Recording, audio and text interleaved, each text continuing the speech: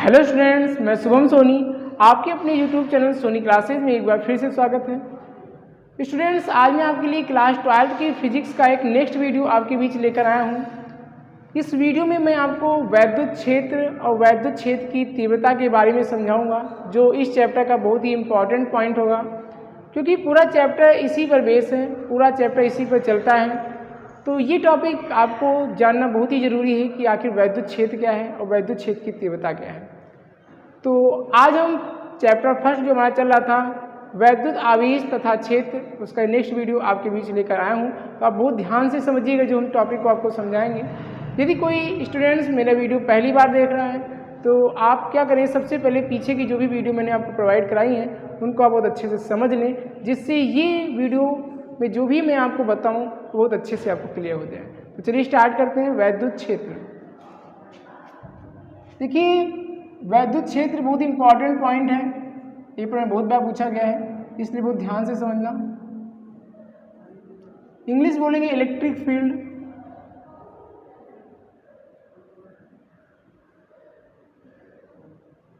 Electric field यानी नाम से पता चलता है कोई ऐसा क्षेत्र होगा और उस क्षेत्र में क्या होगा, वैद्युत होगा, उसी को क्या कहा गया है, वैद्युत क्षेत्र कहा गया है। तो देखिए हम क्या करते हैं, सपोज करते हैं यहाँ पर कोई मेरे पास एक आवेश है, यहाँ पर मैंने क्या किया है, एक आवेश को दे दिया है, ये मेरे पास एक आवेश हो गया। अब जब ये आवेश होगा, जब दिया जाएगा किसी बॉडी को, यदि आवेश हम देंगे तो क्या करेगा, अपनी चारों ओर एक वैद्युत क्षेत्र का निर्माण करेगा। कुछ इस प्रकार, जैसे हमने इसको आवेश दिया है तो क्या करेगा, अपने चारों ओर एक लिमिटेड एरिया तक एक वैद्युत क्षेत्र बनाएगा, उसी को कहा जाता है वैद्युत क्षेत्र।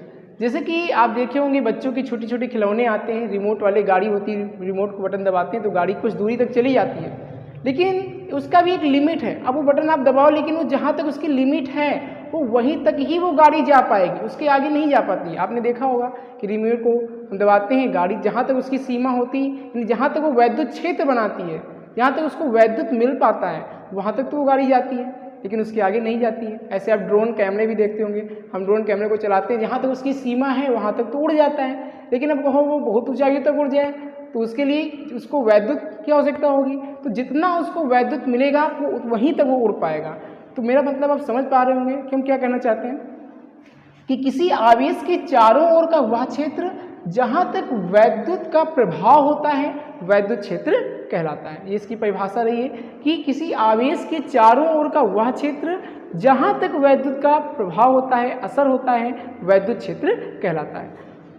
अब हम क्या करेंगे, इसके आगे का एक टॉपिक हमारा है, वो भी हमको जानना बहुत जरूरी है, जो कि इस चैप्टर का सबसे महत्वपूर्ण टॉपिक है, क्योंकि पूरा चैप्टर इसी पर चलता है। तो वो टॉपिक है हमारा वैद्युत क्षेत्र की तीव्रता। वैद्युत क्षेत्र की तीव्रता,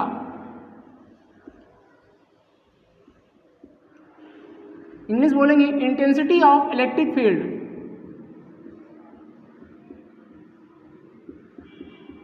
इंटेंसिटी ऑफ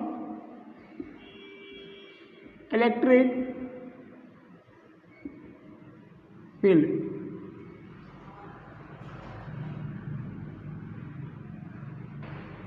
वैद्युत क्षेत्र की तीव्रता हमारे लिए बहुत ही इंपॉर्टेंट टॉपिक है, क्योंकि पूरा चैप्टर इसी पर चलता है। तो ध्यान से सुनना, वैद्युत क्षेत्र की तीव्रता बताएं इससे पहले हम आपको एक टॉपिक पढ़ाएंगे जो आपको ध्यान समझना है, एकांक धन आवेश। एकांक धन आवेश के बारे में आप अच्छे से समझ लीजिए। एकांक धन आवेश,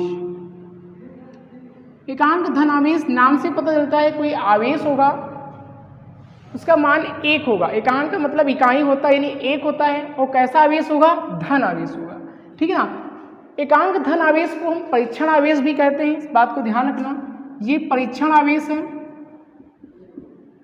इसको हम परीक्षण आवेश भी कहते हैं।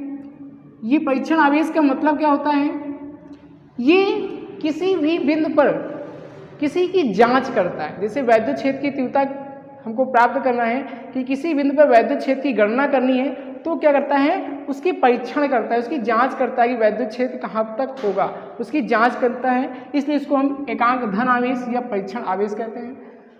तो इस बात को आप ध्यान रखना। अब एकांक धन आवेश का मतलब क्या है, यहाँ से ध्यान दीजिएगा, हम जो फिगर बनाए हैं उस फिगर में हम क्या करते हैं, एक आवेश रखते हैं जो कि क्या होगा, धनात्मक होगा, धन आवेश होगा। तो यहाँ पर मैंने क्या किया है, ध्यान दीजिएगा, यहाँ पर मैंने एक बिंदु है हमारा, उस पर हमने एकांक धन आवेश रखा, यानी प्लस का एक रखा, प्लस लगाओ चाहे ना लगाओ कोई दिक्कत नहीं है। तो मैंने क्या रखा, एकांक धन आवेश रखा।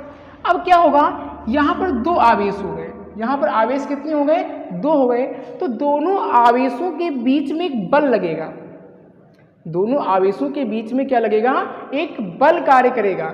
तो वही बल क्या बन जाएगा, वैद्युत क्षेत्र की तीव्रता। यानी मेरी बात को समझना, यदि एकांक आवेश है, बात को समझना, यदि एकांक आवेश है तो वो वैद्युत क्षेत्र की तीव्रता बन जाएगा। ऐसे साधारण यदि कोई आवेश है तो वो बल बन जाएगा। तो इससे पहले हमने आपको कूलाम का नियम पढ़ा था, वहाँ पर दो आवेश थे Q1 और Q2, तो उनके बीच में बल कार्य कर रहा था, उसको हमने F बताया था। और यहाँ पर एक आवेश तो Q है, दूसरा एक है, इकाई है। तो यदि आवेश इकाई है तो वो वैद्युत क्षेत्र की तीव्रता बन जाता है। तो इस बात को आप ध्यान से समझना। यहाँ पर हम आपको बताएं कूलाम के नियम से, देखिए टॉपिक को समझते रहना, कूलाम के नियम से।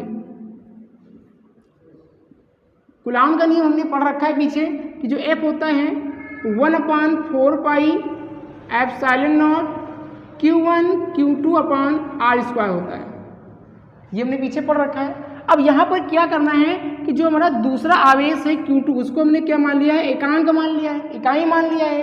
तो एकांक का मतलब है एक, तो यहाँ पर यदि हम एक रख दें तो क्या हो जाएगा, ये F जो होगा वो E बन जाएगा।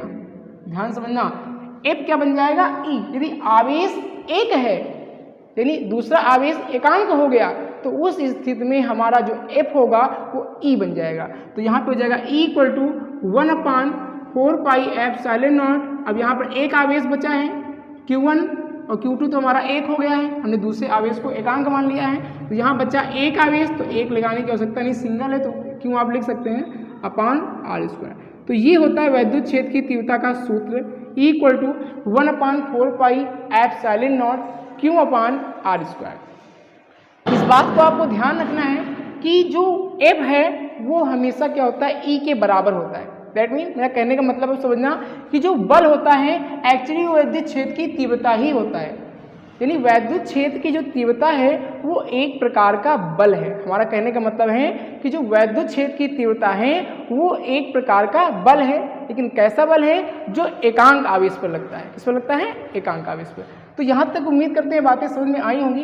अब हम देखिए यहाँ से क्या करते हैं, यदि हम क्या करें कि दोनों पक्षों में, यदि हम दोनों पक्षों में Q से गुणा कर दें, ध्यान समझना टॉपिक को, यदि दोनों पक्षों में हम Q0 से गुणा कर दें, Q से गुणा कर दें तो क्या हो जाएगा, चलिए यहाँ पे हम Q0 से गुणा करते हैं तो यहाँ पर हो जाएगा Q0 into E equal to हो जाएगा 1/4 pi epsilon not into Q, और दूसरा आवेश जो हमने गुणा किया है वो हमारा Q0 हो गया, अपान हो जाएगा R स्क्वायर।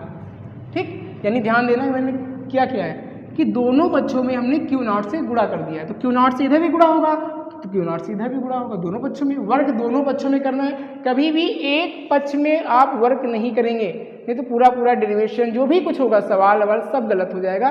तो जो भी कार्य करना है वो दोनों पक्षों में करना है। तो यहाँ पर मैंने कर दिया कि Q0 से दोनों पक्षों में गुणा। अब देखिए ये क्या बन जाएगा, ये फिर से बल बन जाएगा, ये फिर से क्या बन जाएगा, बल।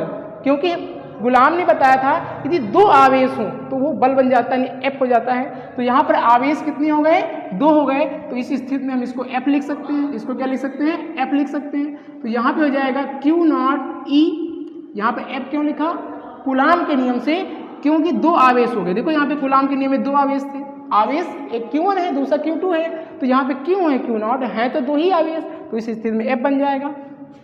इस प्रकार से ये हमारा फार्मूला होता है कि जो बल होता है वो आवेश गुणे वैद्युत क्षेत्र की तीव्रता के गुणनफल के बराबर होता है। यानी जो बल होता है वो आवेश गुणे वैद्युत क्षेत्र की तीव्रता, यहाँ E क्या है, वैद्युत क्षेत्र की तीव्रता है, के गुणनफल के बराबर होता है। अब यदि इसको दूसरे फॉर्म में हम लिखना चाहें, E का मान निकालें तो E इक्वल टू हो जाएगा F, और ये गुणे में नीचे आएगा बटे में हो जाएगा। और यदि हम Q0 को एकांक मान लें, इकाई मान लें, तो इस स्थिति में जो E होगा वो किसके बराबर हो जाएगा, F के बराबर। बात समझ में आ गई होगी। यदि आवेश को एकांक मान लें उस स्थिति में इसके नीचे एक लिखेंगे। और तो आपने मैथ में पढ़ा है यदि किसी भिन्न के हर में एक हो तो एक को हटा दिया जाता है। तो यहाँ पे एक को हटाएंगे तो E = निकल के आ जाएगा F। यही हम आपको बता रहे थे कि वैद्युत क्षेत्र की तीव्रता एक प्रकार का बल है। जो पहले से आपको बता रहे हैं कि वैद्युत क्षेत्र की तीव्रता एक प्रकार का बल ही है, लेकिन कैसा बल है? जो एकांक आवेश पर लगता है। जो किस पर लगता है? एकांक आवेश पर लगता है। बात समझ में आ गई होगी। अब इसकी परिभाषा को ध्यान से समझना कि वैद्युत क्षेत्र में रखा एकांक धन आवेश, वैद्युत क्षेत्र में रखा एकांक धन आवेश जितने बल का अनुभव करता है उसे वैद्युत क्षेत्र की तीव्रता कहते हैं। बात समझ में आ गई होगी। वैद्युत क्षेत्र में रखा एकांक धनावेश जितने बल का अनुभव करता है उसे वैद्युत क्षेत्र की तीव्रता कहते हैं। आप यहाँ से भी देखिए, वैद्युत क्षेत्र में रखा एकांक धनावेश जितने बल का अनुभव करता है उसे वैद्युत क्षेत्र की तीव्रता कहते हैं। तो बात समझ में आ गई होगी। हमने बहुत ही डीपली आपको समझाया, एक एक पॉइंट को मैंने आपको समझा दिया। बस आपको क्या करना है, अच्छे से एक बार वीडियो को देखना है और समझ के कॉपी में नोट करना है, ठीक है ना। इतना वर्क आपको करना है। तो यहाँ तक बातें सभी समझ में आ गई हैं, इनको आप तैयार कीजिएगा और नेक्स्ट वीडियो में मैं आपको इसके आगे का टॉपिक आपके बीच लेकर आऊँगा जो आपको बहुत ही इंटरेस्टिंग टॉपिक होगा और इन पेपर की दृष्टि से बहुत ही महत्वपूर्ण होगा। चलिए फिर मिलते हैं स्टूडेंट्स। तब तक यदि आप मेरे चैनल पर नए हैं तो चैनल को सब्सक्राइब जरूर करें, वीडियो को लाइक करें और वीडियो अच्छी लगी हो तो कमेंट में ज़रूर आप कुछ ना कुछ अपने हिसाब से कमेंट कर दें अगर वीडियो अच्छी लगी हो। चलिए फिर मिलते हैं नेक्स्ट वीडियो में। Okay, thank you.